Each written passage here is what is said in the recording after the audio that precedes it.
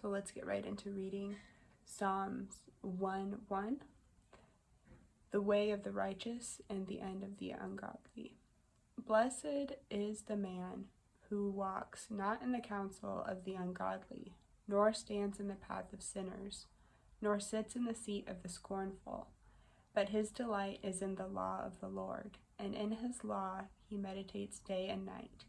He shall be like a tree planted by the rivers of water, that brings forth its fruit in its season, whose leaf also shall not wither, and whatever he does shall prosper. The ungodly are not so, but are like the chaff which the wind drives away.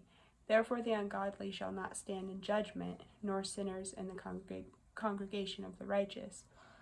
For the Lord knows the way of the righteous, but the way of the ungodly shall perish. I was talking about the people who bully. They are, in James 3, it talks a lot about how people who gossip and slander, it's like their tongues are on fire, and the fire can spread throughout the forest like wildfire. It gets out of control, and one spark can create this whole massive fire.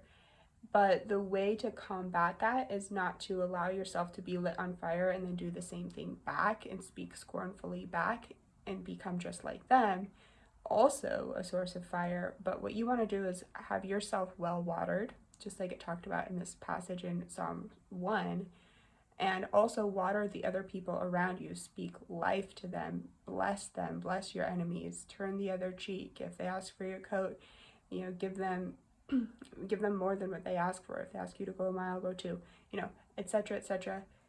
And you want to splash the other person with kindness.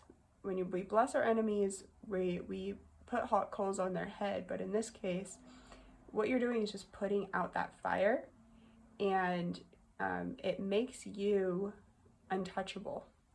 And if they choose to be the chaff, which the wind drives away, and they choose to be on fire, then that's their thing. But there's also a chance of saving that person.